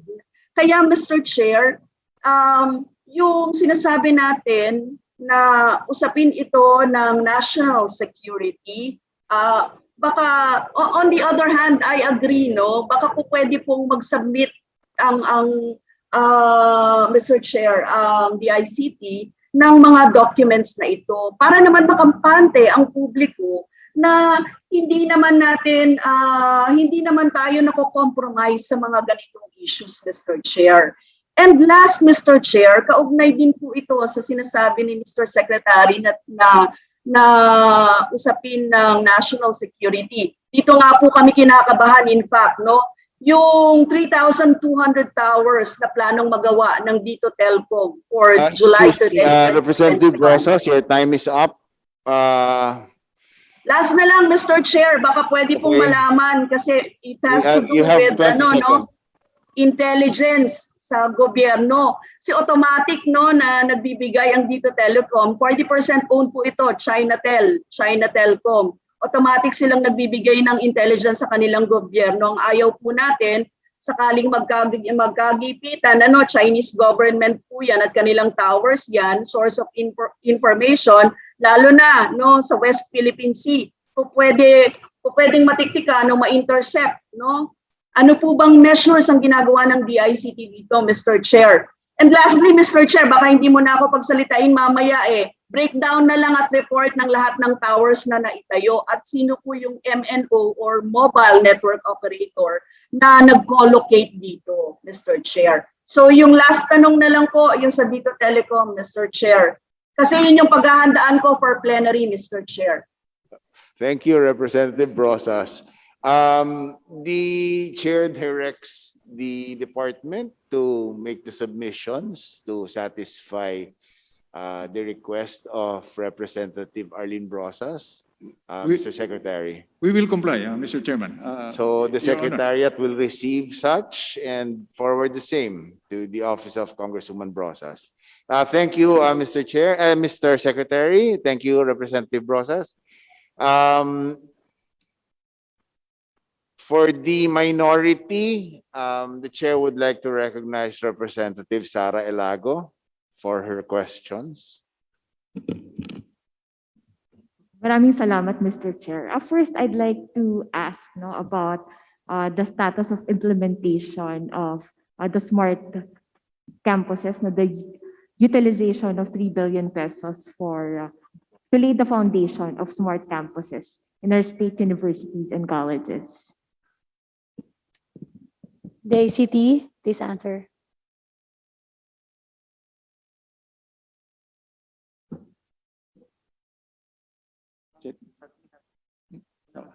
Okay. Thank you, Mr. Chair.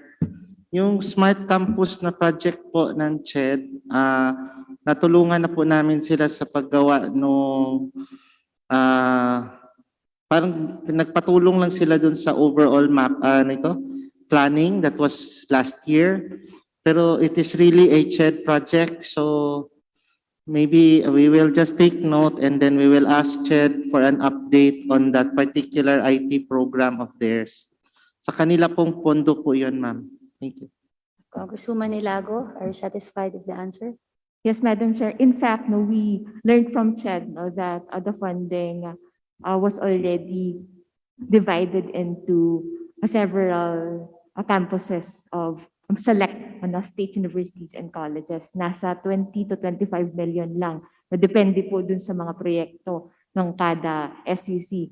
Niraise ko tong question na to, Madam Chair, dahil nitong nakaraan na budget briefing noong 2020, binanggit po ng DICT na meron po silang gampanin pagdating sa pagtitiyak na magiging mabisa ang paggamit ng pondo na ito para palakasin yung ICT infrastructure no, ng ating state universities and colleges. No, ngunit, Madam Chair, na dahil napakaliit po ng pondo na yan, talagang hindi po natin maaasahan na yung inaasam natin na ICT na sapat no, para matiyak yung digital accessibility, yung pagiging inclusive po ng kasalukuyan na distance education ay sasapat no, yung pagkaliit-liit na pondo na yan.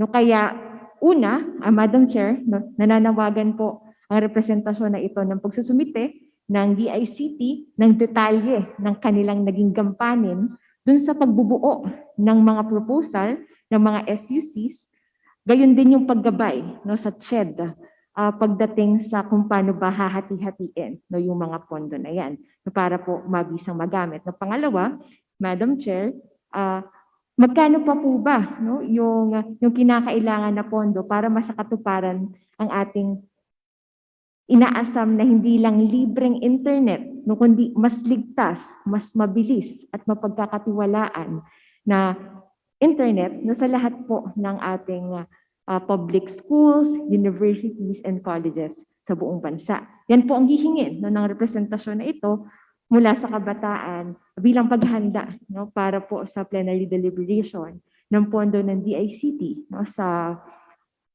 para sa 2022 budget. May we get the commitment no, from DICT?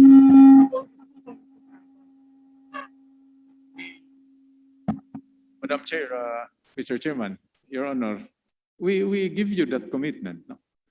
But again, may I add, before I ask Undersecretary Kaintik to make additional comments, that that is beyond the mandate of your DICT. Kami po ay technical support department. We have limited regulatory functions, but determining our national priorities, connecting our classrooms, our students, is a matter for Congress to, in its collective wisdom and judgment, to address through legislation or maybe recommendations for executive action at different levels. That would be our comment, Mr. Chairman. Representative Ilago.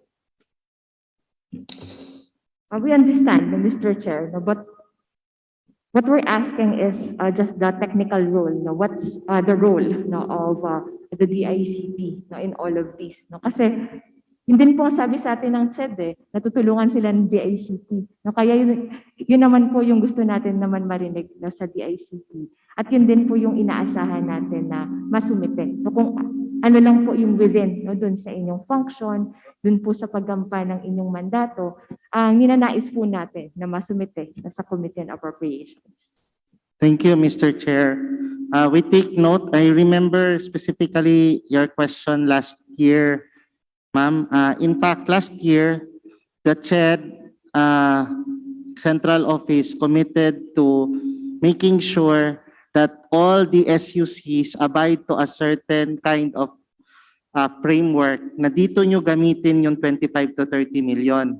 Maliit siya if they're not gonna spend it on the right things. So example, sabi namin, wag nyo nang gastusan ng internet itself. Kami na magpapaulan ng internet sa inyo. Ang kailangan nyo gawin, yung network sa loob ng school. So tama po kayo, Mr. Chair, ma'am. Itatanungin namin ang CHED kung nasunod ba yung mga paggamit sa 25 to 30. But again, Mr. Chair, this will have to be a collaborative effort with the SUCs to their central office to us po. Mr. Chairman, may I add what I think is an important point also from your DICT's view, no? Yes, Mr. Secretary. I agree with Congresswoman Ilago's point, no? Kaya lang po, kuminsan, baka nadadivert yung attention natin dun sa quantitative aspect.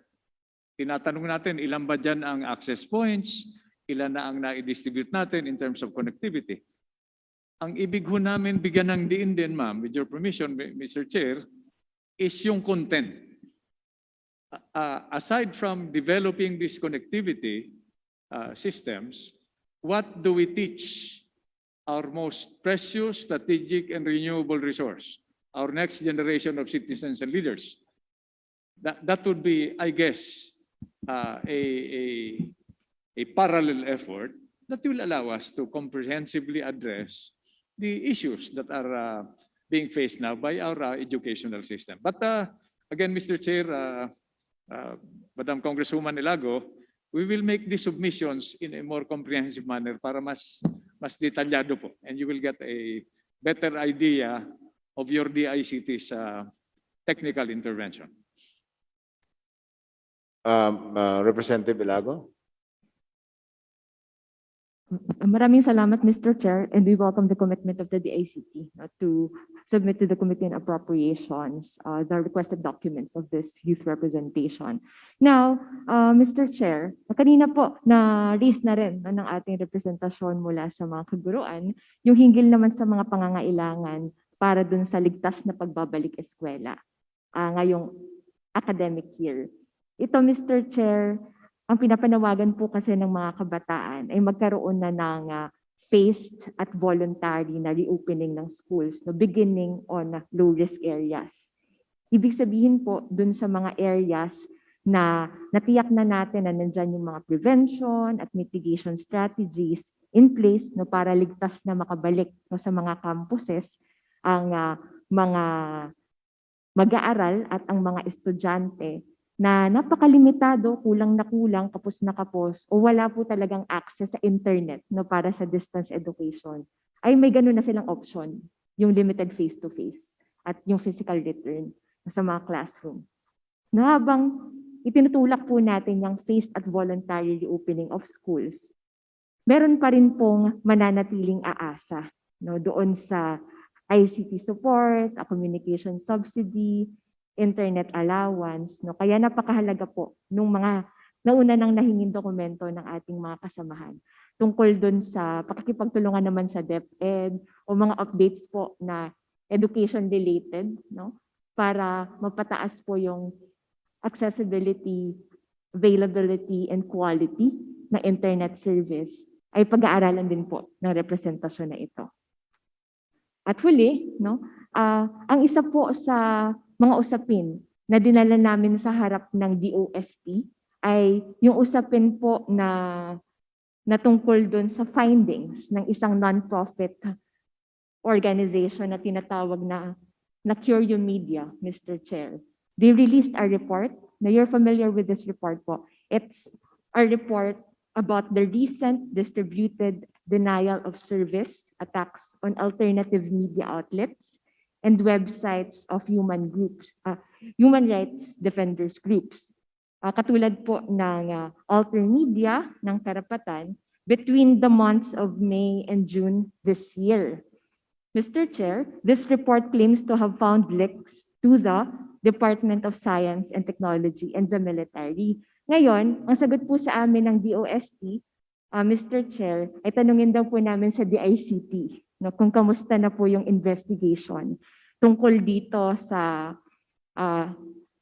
distributed denial of service attacks sa mga alternative media outlets.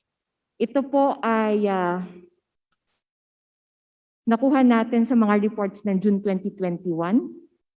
At nung nagpunta po dito ang DOST nitong nakaraang linggo, ang sinabi po nila sa atin, sa DICT na lang itanong kung kamusta na ba ang investigasyon. Kung meron na bang napanagot, meron na bang kakasuhan, meron na ba kayong pinatawag hinggil po dito sa investigation na ito? Mr. Chairman, the investigations, because of the seriousness of the matter, is ongoing. And we expect to submit a terminal report not only by itself as the ICT, but in coordination with the other agencies that are involved. Dahil ito ho talaga this is crucial. If there is already unwarranted intervention in our educational system, yung pagkasabi nga ho ni Congresswoman Ilago, denial of access to alternative learning systems, the entire ecosystem is in jeopardy. And I think this will require really a lot of coordination, convergence, and private-public partnership. So again, when the report is finalized, we will submit also to the committee an update, a current status report, and of course, ultimately a terminal report on the results of this investigation. The chair would like to ask the secretary if how soon you can furnish the committee with an update so that we may satisfy Representative Elago's query. Mr. Chairman, today is Friday. Opo. We will abide by the instructions of the committee. Can we do this first day of the week, next week? An update, if that is all that is required of the DICT. An update by next week would suffice. Opo. Thank you, Mr. Secretary. Mr. Chair, just a final request related to this issue. We'd also like to be included in the report information about the email and IP address as mentioned in the Curio Media findings.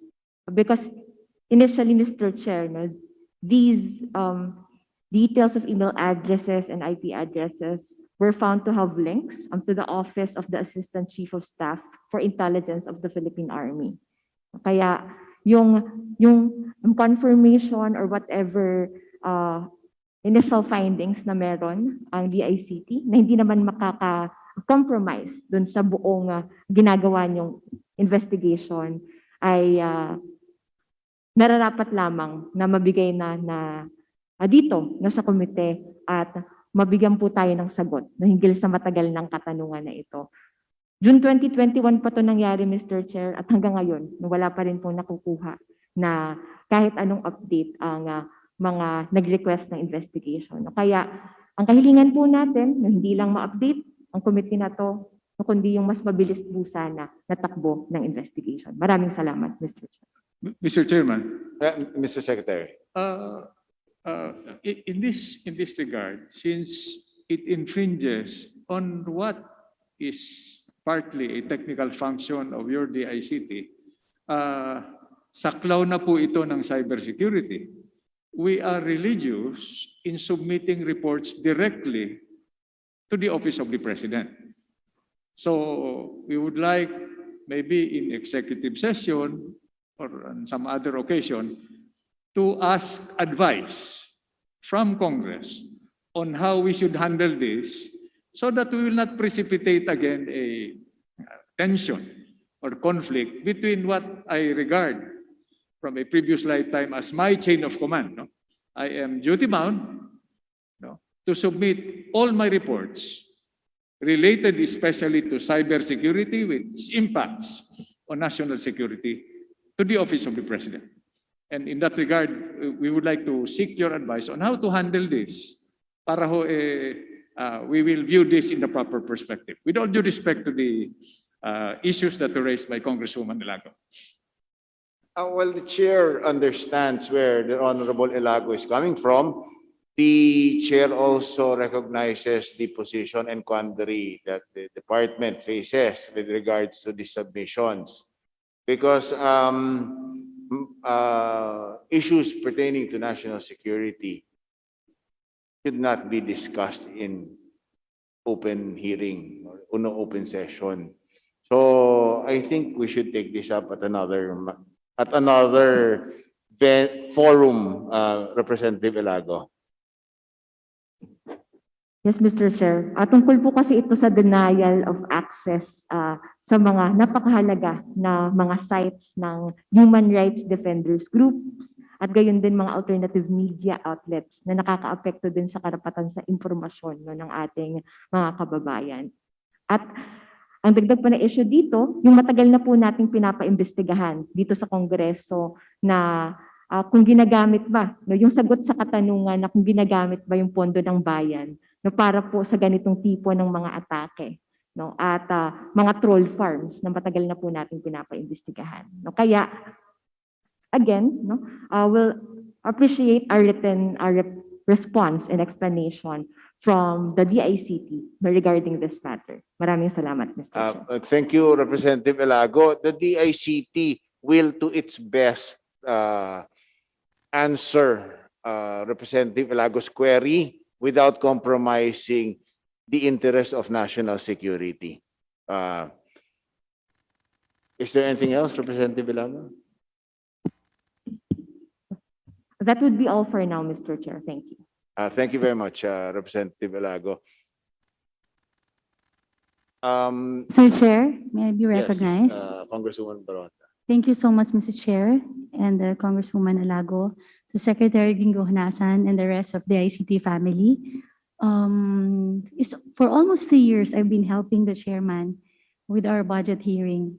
Last year, I understand, humingi kayo ng 24 million. Binigyan kayo ng 8 billion, 24 billion, binigyan kayo ng 8 billion. Ngayon, humingi naman kayo ng 34 billion, binigyan kayo ng 9 billion. Sobrang napakalaki ang difference ng hinihingi nyo. I cannot imagine kung paano gagawin with utmost dedication dahil marami kayong plano. Paano nyo magagawa ito lahat? We understand na yung DICT hindi lang limited sa connection, sa internet connection. Sinabi nga ni Secretary Hunasan na liberty and property. Mahirap. Panahon ng pandemya, kailangan natin mag-step up. Kailangan natin na naasahan tayo ng mga kababayan natin na we have to face this new normal. Sa lahat ng ahensya ng gobyerno, nakikita ko na kailangan natin yung DICT para at least mapagtapi-tapi lahat ng programa, lahat ng mga plano. At nung una ko nakita na nag-step up po kayo nung time na yung nagbigay kayo ng red ID, diba? Kung saan lahat ng mga offices kailangan na pumunta, yung mobility nila from other parts of the country, makikita ko yun. So despite the limited resources, at least you were able to deliver even hindi lang yung so much expectation ng tao. But at least with that, thank you so much for all your efforts. Thank you also for helping, for being responsive to the needs of District Secretary and to all the ICT family. With that, Mr. Chair, kailangan po natin siguro i-maximize ang utilization of the government's resources to the department by giving them enough at a doable level to undertake the comprehensive digitalization program or plan of the ICT para sa bansa natin. Doable lang sinabi ko, Mr. Chair, kasi alam naman natin hindi kaya. So with that, Mr. Chair, I move to manifest na sana kasama natin, madagdagan yung pondo ng DICT to be able to adjust to this new normal. Thank you so much po. Thank you so much, Mr. Chair. Congratulations again. Dadagdagan ko na rin yung sinabi ni Congresswoman Baronda. This is the 3rd year that I will be sponsoring the budget of DICT. And it's been a constant source of frustration na hindi natin magawa kung ano yung mandated na gagawin natin, yung digital backbone, all that, because of the obvious lack of financial capacity. So I think it should be, we'll have to really work together in order to have a budget which is doable and workable so that we can make demands which can be realistically met by the agency. So with that, Mr. Chair, I think wala na po tayong interpellators. With that, I would like to move for the termination of today's briefing. So move, Mr. Chair. do I hear a second? Second motion, Mr. Chair. With that, hearing no objection, I terminate today's budget hearing of the DICT.